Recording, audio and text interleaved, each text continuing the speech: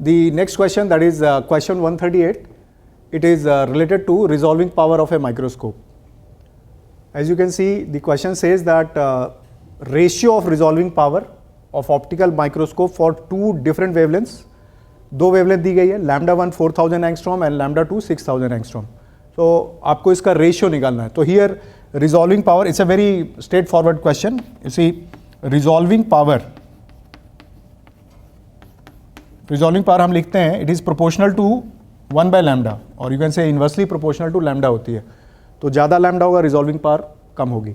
तो अगर लैम्डा की रेशियो 4000 इंटू 6000 दी गई है, then what will be the inverse ratio? That will be 6000 by 4000. How much is that? In total ये रेशियो जो है 3/2 निकल के आएगी. So for that matter correct option इस क्वेश्चन का that will be option 3. Now let us switch over to next question, that is question 139. Now in this next question, that is question 139, it is related to electromagnetic induction. The description of the question says that you have a long solenoid, diameter दी गई है इसकी, and turns per unit length दिया गया. Turns per unit length has been given as 2 into 10 power 4, as you can see, turns per meter.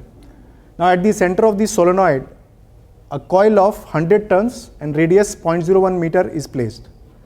मतलब solenoid के बीच में एक दूसरी coil रखी गई है. Now whatever magnetic field is created by solenoid, so naturally वो दूसरी coil में भी enter करेगी. Now it is saying that the current in the solenoid, original solenoid जो है उसमें current that is reduced, this is reducing at the constant rate of 0 ampere from 4 ampere. That means current की value जो है 4 ampere से 0 ampere हो जाती है, और वो भी time interval that has been given 0.05 second.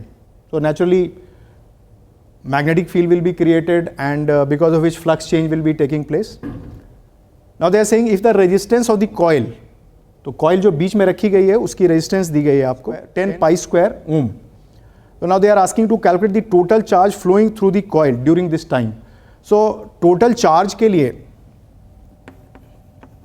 आप डायरेक्टली फॉर्मूला यूज कर सकते हो, change in flux upon resistance. You understand? ये डायरेक्ट फॉर्मूला आप यूज कर सकते हो कि कितना फ्लक्स चेंज हुआ है. Now you can see flux is what? Magnetic field into area. Now who will create the magnetic field? Solenoid. तो कितनी magnetic field create करेगा ये? ये magnetic field create करता है mu naught n delta I must write. तो already एक current जो आपकी वो 0 ampere दी गई है, तो what is delta I?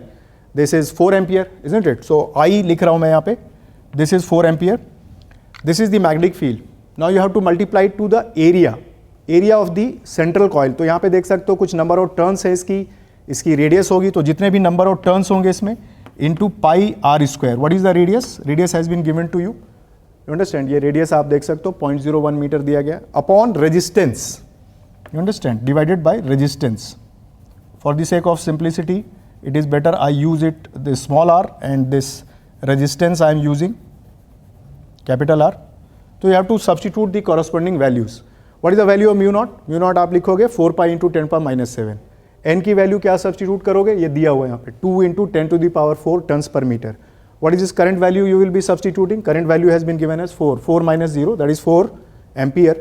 ये n कितना होगा? n is the total number of turns, 100 turns you have to substitute. Pi is there, r is radius 0.01, and what is this capital R? Capital R is the total resistance that has been given to you 10 pi square ohm. So if you calculate the entire thing, the total value will come out to be 32 microcoulomb.